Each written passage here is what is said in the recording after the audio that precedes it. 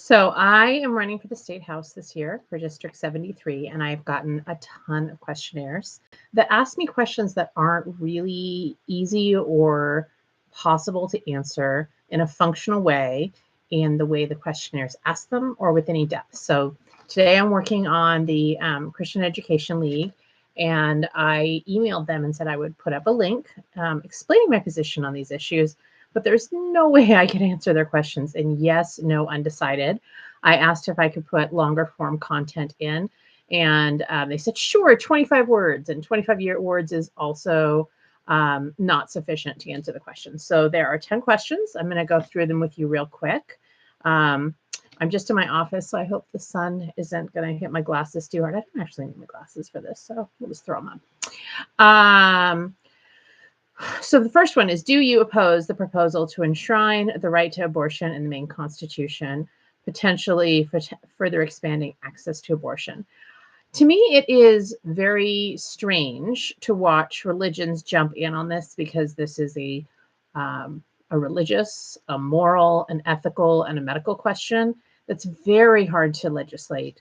I'm worried about most legislation, even the stuff that sounds well-intended. And the answer to all these questions, of course, is it depends on how it's written. But with the way that they're asking these questions, there's obviously a bend. And I think a lot of people forget that a few things happen when you start putting tight restrictions on abortion, or really any restrictions beyond having it be a decision between a patient and a doctor. The first one is when you make it illegal to have abortions, the people who are making decisions about what is a right or a just or a proper or appropriate abortion, it's no longer a patient. It's no longer about health. It becomes about insurance agents not wanting to get sued. And so the decisions end up being insurance agents and risk management attorneys. And that's just not who we should have making medical decisions. On top of that, we have an awful lot of legislators in this state. They're well-intentioned, but this is a very low-paid position. Not a lot of people who have a lot of experience with law run for this office. It's very part-time. We don't have a professional legislature, like most states. Most states don't have a professional legislature. So it's not a full-time job. These bills, no matter how well-intentioned they are written by people that have very little experience most of the time in law, and how those laws are applied and how those laws need to be drafted. So it is a very sensitive area to legislate, and we should be incredibly careful with any legislation around medical health. In addition, I think, and this is where I start to sound a little libertarian, I think an awful lot of people forget that when you start giving the government the power in any area to tell you that you must do something or must not do something, it's the same power. So if you tell the government it's okay to tell me when I can't have an abortion, that is giving the government the same power as saying it's okay to tell me when you can force me to have a termination. Maybe you've decided I'm not a worthy mother. Maybe you don't like my religion. Maybe you think I have too many children, for whatever reason. So we should be incredibly careful when we legislate about anything having to do with maternal health, anything to do with medical decisions generally. We have to be more careful than most legislation. That applies to medical decisions, that applies to things that have personal freedoms, that applies to criminal law. We need to just be extra thoughtful on those things. And I'm not sure that our current legislature has the capacity to make good decisions about that. And my personal opinion is, absent the capacity to make good decisions on well-written legislature, often the answer is you don't legislate that area. That is a sphere for the private spaces, for the general public, not a sphere where we should be putting government fingers all over it. So the number 2 question is, should minors in Maine have the legal authority to independently pursue gender-affirming medical treatment without parental consent?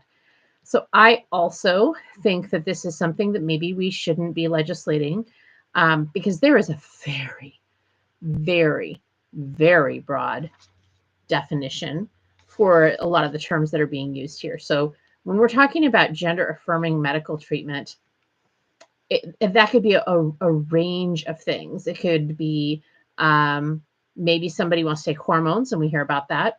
The process for that is not nearly as easy as politicians have made it seem. It is a very difficult and intense process. We're talking about age. So children get more autonomy over time. A 17-year-old has significantly more medical autonomy and autonomy generally than a 7-year-old. So those are very delicate decisions to make. So I don't know that we have a good way to legislate that. And my answer to that honestly reflects the first one, in that when you are legislating medical spheres, those are spheres that probably should be handled independently of the government, and probably handled by professional associations setting ethical standards. And should things come up that need the legislative response, I mean, certainly there are times when we will have to address it, but I think that we're getting a little carried away with legislation generally. We have an awful lot of laws around things where we maybe don't need laws. Number 3 is, do you support biological males being prohibited from competing in women's sports in Maine? Again, why would we legislate this? That is something that the legislature is not competent to make a decision on. That is something that you would leave to the governing bodies. I live in a rural area. If you are a voter who is considering voting for me, you probably also live in a rural area, not a whole lot of big cities, or any big cities, in House District 73.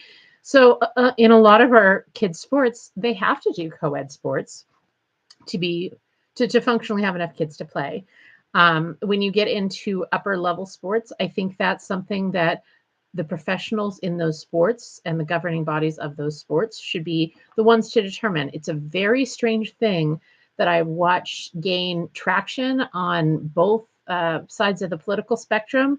And I feel like we're being pushed to legislate just an awful lot of things that aren't really legislatable and shouldn't be legislated. They're personal sphere things, or there's other areas that have better expertise that should be in charge of some of the rules and the guidelines for how we do things. So I just don't think that's something that should be legislated. I think that's a decision that communities make and professionals make depending on the level of sports we're at. You know, are we talking about second graders? Goodness, you know, they're just out playing. They don't need that level. Are we talking about state level competitive sports? I mean, we still don't have enough kids in a lot of our schools to have single gender sports for some sports. So I think that's a weird thing for people to legislate. Question 4 is, do you support the rights of parents to direct their child's education, including engaging in any decisions related to their child's health and academic instruction? And that is, again, a very broad question that doesn't really account for how raising children works. So I have 2 children. They are 11 and 13 years old, 2 boys.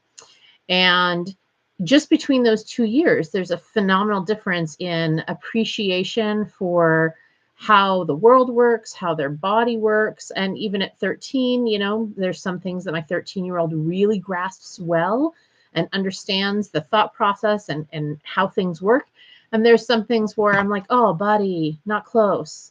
So when I look at things like education, when you're talking about health and academic instruction, that really changes over time. And as a parent who did some homeschooling at the start of the pandemic, you know, there's certain areas that may grow beyond our expertise. I'm fortunate that I've had an awful lot of education, and I ran into things that were maybe difficult and challenging for me to teach my children because I just wasn't an expert on them. I think that we should be including experts. I think we should be looking at, you know, following best practices in education. And sometimes educators need to take some risks.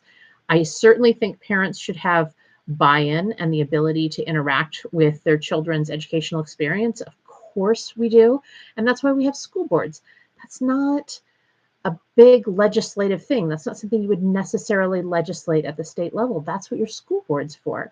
Run for your school board, get involved at that level, and work on the educational programming. We will have statewide standards, and certainly those are things that we work on sort of as a state. We've got, it's not really the legislature that's working on those in the same way as we have professional committees that are working on them and professionals that are hired and tasked with that. They should be recommending and offering for consideration, sort of where things are now, how that contrasts with how things have been taught in the past, if there's easier ways to learn things, if there's ways where technologies are moving that our children need to be taught, or things